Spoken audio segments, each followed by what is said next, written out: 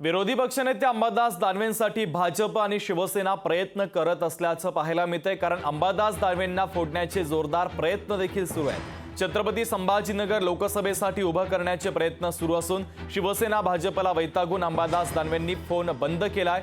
Phone बंद करून अंबादास दानवे यांच्या गाठीभेटींचे दौरे मात्र सुरू आहेत। आपण शिंदे गट किंवा भाजपमध्ये जाणार नसल्याचं अंबादास दानवे यांनी आता स्पष्ट केलंय।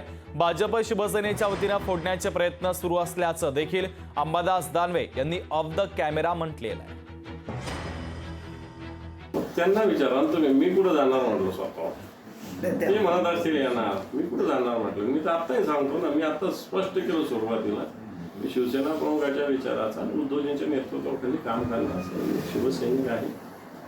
मला वाटत नाही एखादी निवडणूक असणं नसणं, लढणं न लढणं ठीक आहे, मला तर लढायला भेटेल असा आत्मविश्वास पण नाही लढायला भेटेल, तरी संघटनेचं काम करण्याचं मी सुस्पष्टपणे सांगतोय। आता कोण जाणार म्हणत असेल त्याला विचारा, मी तर कधीच बोललेलो नाही, माझी कधी इच्छाही नाही अशी या विषयाची। कारण का फोन त्यांनी बंद का केलेत, कारण त्यांची चर्चा डायरेक्ट हॉटलाईनवर सुरू आहे। नॉर्मल फोनवर चर्चा सुरूच नाही, हॉटलाईन सुरू आहे आता, म्हणून त्यात तुम्ही आता मी परत बोलतो, आमच्या देवेंद्र फडणवीस साहेबांनी काय सांगितलंय, आगे आगे देखो होता है क्या, तुम्ही बघा पुढे पुढे काय होत आहे। आजच्या दिवशी सगळ्या ब्रेकिंग बातम्या कशाला। लोकशाही मराठी ऐका, पहा, जागरूक रहा।